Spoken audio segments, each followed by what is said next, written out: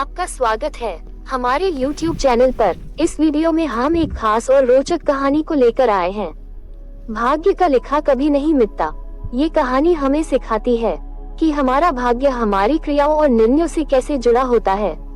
हमारे चैनल को सब्सक्राइब करके हमारे साथ इस सफर में शामिल हों और नई कहानियों से जुड़े रहे। तो आइए इस रोमांचक यात्रा में साथ चलें और अपने भाग्य के रहस्य को खोजें। दोस्तों, एक गांव में एक बहुत ही ज्ञानी पंडित रहता था। एक दिन वह अपने बचपन के दोस्त से मिलने के लिए दूसरे गांव में जा रहा था। उसका दोस्त बचपन से ही गूंगा और एक पैर से अपाहिज था। उस पंडित के गांव से उसके दोस्त का घर काफी दूर था। वहां जाने के लिए बीच बीच में कई सारे छोटे छोटे गांव पड़ते थे। पंडित रास्ते में अपनी धुन में चला जा रहा था। चलते चलते उसकी मुलाकात एक व्यक्ति से होती है। वह भी पंडित के साथ चलने लगता है। उस आदमी को देखकर पंडित बहुत खुश हो जाता है। उसने सोचा, चलो अच्छा हुआ, साथ साथ चलने से उसका सफर आसानी से कट जाएगा। बात की शुरुआत करने के लिए उस पंडित ने उस व्यक्ति से उसका नाम पूछा तो उसने अपना नाम धर्मराज बताया। पंडित को ये नाम कुछ अजीब सा लगा, लेकिन उसने नाम के विषय में कुछ और पूछना उचित नहीं समझा। दोनों धीरे धीरे साथ में चल रहे थे। तभी रास्ते में एक गांव आता है। गांव का प्रवेश द्वार आते ही धर्मराज ने पंडित से कहा, तुम आगे चलो, मुझे इस गांव में काम है, मैं तुमसे आगे मिलता हूँ। पंडित ने कहा, ठीक है। वह आगे रास्ते में चल देता है। कुछ देर बाद उस गांव में खबर फैली कि एक व्यक्ति को सांड ने अपनी सींग में फंसाकर मार दिया है। जैसे ही सांड ने उस व्यक्ति को मारा, ठीक कुछ ही देर में धर्मराज पंडित के पास आ गया। फिर दोनों चलना शुरू कर देते हैं और चलते चलते एक दूसरे गांव के द्वार पर पहुंच जाते हैं। उस गांव के बाहर एक बड़ा और विशाल मंदिर बना हुआ था। वहां पर आराम करने की सुविधा काफी बढ़िया लग रही थी। पंडित के दोस्त का घर अभी वहां से बहुत दूर था और रात भी होने वाली थी। तो पंडित ने धर्मराज से कहा, रात होने वाली है, पूरे दिन चलते चलते थक भी चुके हैं और भूख भी लग रही है, तो यहाँ पर भोजन करके यहीं पर हम विश्राम कर लेते हैं, फिर सुबह के समय आराम से आगे की यात्रा जारी करेंगे। धर्मराज ने कहा, ठीक है, मुझे इस गांव में किसी को कुछ जरूरी सामान देने जाना है, तुम भोजन करके आराम करो, मैं बाद में आकर भोजन कर लूंगा। इतना कहकर वह वहां से चला जाता है। लेकिन उसके जाते ही कुछ ही देर बाद धुआं उठता हुआ दिखाई देता है और देखते ही देखते पूरे गांव में आग लग जाती है। पंडित ने हैरानी से सोचा कि यह धर्मराज जहाँ भी जाता है वहाँ कोई न कोई अनहोनी जरूर हो जाती है, कुछ तो गड़बड़ है इस व्यक्ति में। लेकिन पंडित ने रात्रि में धर्मराज से कुछ भी पूछना उचित नहीं समझा। सुबह होते ही दोनों फिर से अपनी यात्रा शुरू कर देते हैं। कुछ देर चलने के बाद रास्ते में फिर से एक गांव आता है। धर्मराज ने फिर पंडित से कहा, आप आगे चलिए, मुझे इस गांव में अपने मित्र से मिलने जाना है, मैं अपने दोस्त से मिलने के बाद आगे रास्ते में मिलूंगा। ये कहकर धर्मराज वहां से चला गया। लेकिन पंडित इस बार आगे नहीं गया। वही खड़ा होकर धर्मराज को देखता रहा कि वह कहाँ जा रहा है और क्या करता है। तभी थोड़ी देर बाद लोगों की आवाज सुनाई देने लगी कि एक व्यक्ति को सांप ने काट लिया है और उसकी मृत्यु हो गई है। ठीक उसी समय धर्मराज फिर पंडित के पास पहुंच गया। लेकिन इस बार पंडित से रहा नहीं गया और उसने धर्मराज से पूछ ही लिया कि तुम जिस भी गांव में जाते हो वहाँ कोई न कोई अनहोनी जरूर हो जाती है, क्या तुम मुझे बता सकते हो यह ऐसा क्यों हो रहा है? धर्मराज ने कहा, पंडित जी, आप तो मुझे बहुत ज्ञानी मालूम पड़े थे, इसीलिए मैं आपके साथ चलने लगा था, क्योंकि ज्ञानियों का साथ बहुत अच्छा होता है, परंतु आप अभी तक समझ नहीं पाए कि मैं कौन हूँ। पंडित ने कहा, मैं समझ गया हूँ, लेकिन मुझे कुछ शंका है, अगर आप ही अपना उपयुक्त परिचय दे दें तो मेरे लिए आसानी होगी। तब धर्मराज ने जवाब दिया कि मैं यमदूत हूँ और यमराज की आज्ञा से उन लोगों के प्राण हरण करता हूँ जिनकी उम्र पूरी हो चुकी है। हालांकि पंडित को पहले से ही इस बात की आशंका थी, फिर भी धर्मराज के मुंह से यह बातें सुनकर घबरा गया। लेकिन वह हिम्मत करके पूछता है कि अगर तुम सच में यमदूत हो तो मुझे बताओ, अगली मृत्यु किसकी है?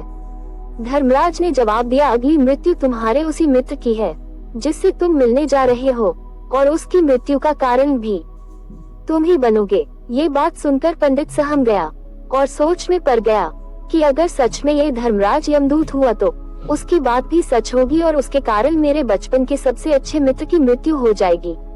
तो सबसे अच्छा तो यही होगा कि मैं अपने मित्र से मिलने ही न जाऊं। कम से कम मैं उसकी मृत्यु का कारण तो नहीं बनूंगा। धर्मराज ने मुस्कुराते हुए कहा, तुम जो सोच रहे हो वह सब मुझे पता है, मगर तुम्हारे अपने मित्र से मिलने न जाने से नियति नहीं बदल जाएगी। तुम्हारे मित्र की मृत्यु तो निश्चित है, और वह अगले कुछ ही पलों में घटित होने वाली है। महाकाल के मुंह से ऐसी बातें सुनकर पंडित को झटका लगा, क्योंकि महाकाल ने पंडित के मन की बातें भी जांच ली थी, जो कि एक सामान्य व्यक्ति के लिए संभव नहीं है। अब पंडित को विश्वास हो गया कि यह धर्मराज सचमुच में यमदूत ही है। जब पंडित को ये पूर्ण विश्वास हो गया कि धर्मराज जी यमदूत है, तो वह घबरा गया। वह अपने मित्र की मृत्यु का कारण नहीं बनना चाहता था, इसीलिए वह पलटकर अपने गांव की तरफ वापस जाने लगा। लेकिन जैसे ही पंडित वापस जाने के लिए मुड़ा, उसने देखा कि उसका मित्र तेजी से उसकी तरफ चला आ रहा है, जो कि पंडित को देखकर अत्यंत प्रसन्न दिखाई पड़ रहा था। अपने मित्र के आने की गति को देखकर पंडित को ऐसा लगा कि जैसे उसका मित्र काफी देर से उसका ही पीछा कर रहा है, लेकिन वह बचपन से ही गूंगा था और एक पैर से लंगड़ा भी था, इसीलिए न तो वह पंडित को आवाज देकर रोक पाया था और न ही उस तक पहुंच पा रहा था। लेकिन जैसे ही वह पंडित के पास पहुंचा, अचानक ही जमीन पर गिर पड़ा और उसकी मृत्यु हो गई। पंडित हक्का बक्का होकर धर्मराज की ओर देखने लगा, जैसे कि वह पूछना चाह रहा हो कि आखिर क्या हुआ। धर्मराज पंडित के मन में उठ रहे प्रश्नों को समझ गया और बोला, तुम्हारे मित्र ने पिछले गांव में ही तुम्हें देख लिया था और मैं वहीं से ही तुम्हारा पीछा कर रहा था, लेकिन गूंगा और लंगड़ा होने की वजह से वो तुम तक नहीं पहुंच पाया। उसने अपनी पूरी ताकत लगाकर तुम तक पहुंचने का प्रयास किया, लेकिन बुढ़ापे में बचपन जैसी ताकत नहीं होती, इसलिए हार्ट अटैक होने के कारण उसकी मृत्यु हो गई, क्योंकि वह तुमसे मिलने के लिए अपनी सीमाओं को तोड़कर तुम्हारे पीछे भाग रहा था। इसलिए अपने मित्र की मृत्यु का कारण भी तुम ही कहलाओगे। अब पंडित को पुनः ये विश्वास हो गया था कि धर्मराज एक यमदूत है और उसका कार्य जीवों के प्राण हरना है। लेकिन पंडित एक ज्ञानी व्यक्ति था, वही ये भी जानता था कि मृत्यु पर किसी का वश नहीं है, सबको एक न एक दिन मरना ही है। यही सोचकर उसने अपने आप को संभाल लिया, लेकिन अचानक ही पंडित के मन में अपनी मृत्यु के बारे में जानने की इच्छा हुई। इसलिए उसने धर्मराज से पूछा कि जब मृत्यु मेरे दोस्त की होनी थी, तो तुम शुरू से ही मेरे साथ क्यों चल रहे थे। ये प्रश्न सुनकर धर्मराज जोर से हंसा और बोला, मैं तो हर पल हर क्षण सभी के साथ चलता हूँ, किंतु लोग पहचान नहीं पाते, क्योंकि लोगों के पास अपनी समस्याओं के अलावा किसी और व्यक्ति, वस्तु या घटना के बारे में सोचने समझने या उसे देखने का समय ही नहीं होता। पंडित ने कहा, तो क्या तुम ये बता सकते हो कि मेरी मृत्यु कब, कहाँ और कैसे होगी। महाकाल ने कहा, हालांकि किसी भी सामान्य जीव के लिए अपनी मृत्यु के बारे में जानना ठीक नहीं है, क्योंकि कोई भी जीव हो वह अपनी मृत्यु के बारे में जानकर बहुत दुखी हो जाता है। हालांकि तुम ज्ञानी व्यक्ति मालूम पड़ते हो और तुमने जिस तरीके से अपने मित्र की मृत्यु को सहन कर लिया है, उसे देखकर लगता है कि तुम अपनी मृत्यु के बारे में जानकर भी दुखी नहीं होंगे। तो तुम्हारी मृत्यु आज से ठीक 6 महीने बाद आज ही के दिन किसी दूसरे राज्य में फांसी लगने से होगी। और सबसे हैरानी की बात तो ये होगी कि तुम स्वयं ही खुशी से उस फांसी को स्वीकार कर लोगे। इतना कहकर धर्मराज वहाँ से चला गया, क्योंकि अब धर्मराज के पास पंडित के साथ चलते रहने का कोई कारण न था। इसके बाद पंडित ने अपने मित्र के शरीर का अंतिम संस्कार किया और यथाशक्ति उसके क्रियाकर्म करके अपने गांव वापस आ गया। कोई व्यक्ति कितना भी ज्ञानी क्यों ना हो, अपनी मृत्यु के बारे में जानकर दुख तो होता ही है और मृत्यु से बचने का कोई न कोई उपाय भी खोजता है। तो पंडित ने भी वही किया। क्योंकि पंडित विद्वान था, इसलिए उसकी पहचान उस राज्य के राजा तक थी। पंडित ने सोचा कि राजा के पास तो कई सारे ज्ञानी मंत्री है, वह मेरी मृत्यु से संबंधित समस्या का कोई न कोई समाधान निकाल ही लेंगे। पंडित यही सब सोचता हुआ राज दरबार में पहुंच जाता है और राजा से सारी घटना के बारे में बताता है। राजा ने अपने मंत्रियों को सारी समस्या बताई और उनसे सलाह मांगी। अंत में सभी ने विचार विमर्श करके कहा, अगर पंडित की बात सही है तो उसकी मृत्यु भी 6 महीने बाद ही होगी, लेकिन मृत्यु तो तब होगी जब वह किसी दूसरे राज्य में जाएगा। यदि वह किसी दूसरे राज्य में जाए ही ना तो मृत्यु ही नहीं होगी। मंत्रियों की यह सलाह राजा को भी सही लगे। इसके बाद पंडित के रहने की सारी व्यवस्था महल में ही कर दी गई और राजा के आदेश के बिना उस पंडित से किसी को भी नहीं मिलने दिया जाता था, लेकिन पंडित कहीं भी आ जा सकता था, ताकि पंडित को यह न लगे कि वह राजा की कैद में है। परंतु पंडित डर के मारे स्वयं ही कहीं आता जाता नहीं था। धीरे धीरे महीने गुजर गए और पंडित की मृत्यु का समय नजदीक आने लगा और अंततः वह भी दिन आ गया जिस दिन पंडित की मृत्यु होनी थी। तो जिस दिन पंडित की मृत्यु होनी थी, उसकी एक रात पहले पंडित डर के मारे जल्दी ही सो गया, ताकि जल्दी से वह रात बीत जाए और अगला दिन आ जाए, ताकि मृत्यु टल सके। लेकिन पंडित को नींद में चलने की बीमारी थी और अपनी इस बीमारी के बारे में वह स्वयं ही नहीं जानता था। तो फिर राजा, मंत्री या किसी वैद्य को इसके बारे में बताने का कोई प्रश्न ही नहीं उठता। पंडित अपनी मृत्यु को लेकर बहुत चिंतित था। वह पिछले कई दिनों से ठीक से सो भी नहीं पा रहा था, और नींद में चलने की बीमारी भी तभी होती है जब व्यक्ति ठीक से सो नहीं पा रहा हो। तो उस रात भी पंडित को नींद में चलने का दौरा पड़ा। वह उठा और महल से निकलकर अस्तबल में गया, क्योंकि पंडित राजा का खास मेहमान था, इसलिए किसी भी पहरेदार ने उसे नहीं रोका और न ही किसी तरह की कोई पूछताछ की। अस्तबल में पहुंचकर वह सबसे तेज चलने वाले घोड़े की पीठ पर सवार होकर नींद में ही अपने राज्य की सीमा से बाहर दूसरे पड़ोसी राज्य में चला गया। इतना ही नहीं, वह दूसरे राज्य के राजा के महल में पहुंच गया। उस महल के पहरेदारों ने भी उसे नहीं रोका और न ही कोई पूछताछ की। सभी लोग रात्रि का अंतिम प्रहार होने के कारण गहरी नींद में थे। वह पंडित सीधे राजा के सैन्य कक्ष में पहुंचा, जहां राजा और रानी सो रहे थे। वह पंडित वहीं जाकर सो गया। सुबह हुई तो राजा ने पंडित को रानी के बगल में सोया हुआ देखा तो बहुत क्रोधित हो गया। राजा ने पंडित को कैद करने का आदेश दे दिया। पंडित गिरफ्तार हो गया, लेकिन पंडित तो भौचक्का था। उसे तो कुछ समझ नहीं आ रहा था कि आखिर वह दूसरे राज्य में और राजा के सैन्य में कैसे पहुंचा। लेकिन वहां उसकी यह सब सुनने वाला कोई नहीं था। राजा ने पंडित को दरबार में पेश करने का आदेश दिया। कुछ देर बाद उस पंडित को दरबार में लाया गया। पंडित को देखते ही राजा इतना आग बबूला हो गया कि उसे फांसी पर चढ़ा देने का हुक्म सुना दिया। फांसी की सजा सुनकर पंडित कांप गया, लेकिन फिर भी थोड़ी सी हिम्मत जुटाकर राजा से बोला, महाराज, मैं नहीं जानता कि मैं राजमहल तक कैसे पहुंचा। मैं ये भी नहीं जानता हूँ कि आपके सैन्य कक्ष तक मैं कैसे आया और आपके महल के किसी पहरेदार या सैनिक ने मुझे रोका क्यों नहीं। लेकिन मैं इतना जरूर जानता हूँ कि आज मेरी मृत्यु होनी थी और वह होनी भी जा रही है। राजा को ये बात थोड़ी अजीब लगी। उसने पंडित से पूछा, तुम्हें कैसे पता कि आज तुम्हारी मृत्यु होनी है।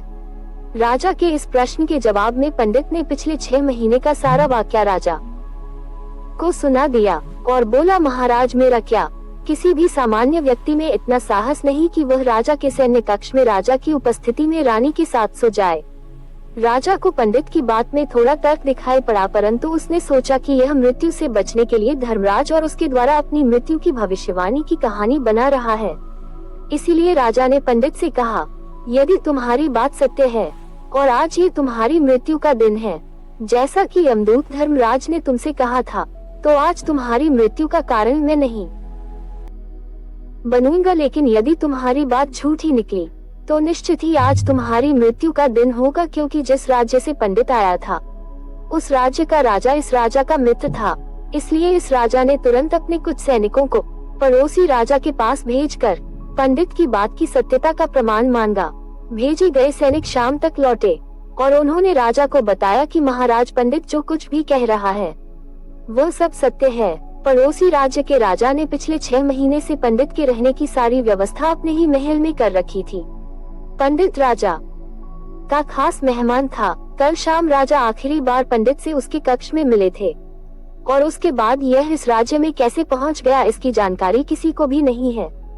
इसलिए उस राज्य के राजा के अनुसार पंडित को फांसी की सजा देना ठीक नहीं है। लेकिन राजा के सामने एक नई समस्या थी, क्योंकि उसने बिना पूरी बात जाने ही पंडित को फांसी की सजा सुना दी थी। इसलिए अगर पंडित को फांसी नहीं दी जाती है तो राजा के वचन का अपमान हो जाएगा। लेकिन अगर राजा की बात का मान रखा जाए तो बेवजह ही एक निर्दोष व्यक्ति की मौत हो जाएगी। राजा ने अपने सभी मंत्रियों से इस बारे में सुझाव मांगा तो मंत्रियों ने राजा को सुझाव दिया कि महाराज, पंडित को एक कच्चे सूत के धागे से फांसी लगवा दी जाए। इससे आपके कथन का भी मान रह जाएगा और कच्चे सूत के धागे से पंडित को फांसी भी नहीं लगेगी और उसके प्राण भी बच जाएंगे। राजा को मंत्रियों का ये सुझाव पसंद आया और उसने ऐसा ही करने का आदेश दे दिया। पंडित के लिए कच्चे सूत के धागे से फांसी का फंदा बनाया गया और नियम के अनुसार पंडित को फांसी पर चढ़ाया जाने लगा है। सभी लोग बहुत खुश थे कि न तो पंडित मरेगा और न ही राजा का वचन खाली जाएगा। पंडित को भी पूर्ण विश्वास था ये सूत के धागे से तो उसकी मृत्यु हो ही नहीं सकती, इसलिए उसी पर चढ़ने के लिए तैयार हो गया।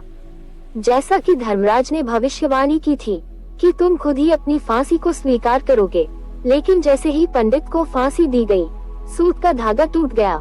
लेकिन टूटने से पहले उसने अपना काम कर दिया था। पंडित के गले की एक नस सूत के धागे के झटके से कट चुकी थी और पंडित जमीन पर पड़ा तड़प रहा था। उसी पल उसके गले से खून की फुहार निकल रही थी और देखते ही देखते पंडित का शरीर पूरी तरह से शांत हो गया। सभी लोग आश्चर्यचकित थे और पंडित को मरता हुआ देख रहे थे। किसी को विश्वास नहीं हो रहा था कि कच्चे सूत के धागे से भी किसी इंसान की मृत्यु हो सकती है। लेकिन घटना घट चुकी थी। नियति ने अपना काम कर दिया था और धर्मराज की भविष्यवाणी सच हो चुकी थी। श्रीमद् भागवत गीता में भगवान श्री कृष्ण ने कहा है, जो होना होता है वह होकर ही रहता है। हम चाहे कितनी ही सावधानी बरतें, कितना ही उपाय कर लें, लेकिन घटना और घटना की पूरी प्रणाली पहले से ही तय होती है, जिसे हम थोड़ा सा भी इधर उधर नहीं कर सकते हैं। दोस्तों, शायद इसलिए ईश्वर ने हमें भविष्य जानने की क्षमता नहीं दी है, ताकि हम अपने जीवन को ज्यादा बेहतर तरीके से जी सकें। और यही बात उस पंडित पर भी लागू होती है। अगर पंडित ने धर्मराज से अपनी मृत्यु के बारे में न पूछा होता, तो 6 महीने तक राजा के महल में कैद रहकर डर डर कर जीने की बजाय ज्यादा बेहतर जीवन जीता। दोस्तों, आपने आज के इस वीडियो से क्या सीखा, वो मुझे आप कमेंट में बता सकते हैं। इसी के साथ में उम्मीद है कि आपको आज की वीडियो पसंद आई होगी, तो इस वीडियो को उस इंसान को शेयर करें जिससे ये कहानी सुनने की जरूरत है, और उसी के ठीक बाद चैनल को सब्सक्राइब करें। तो चलिए फिर मिलते हैं ऐसी एक और नई वीडियो में एक नए मैसेज के साथ। तब तक के लिए अपना ख्याल रखिए। धन्यवाद और नमो बुधाय।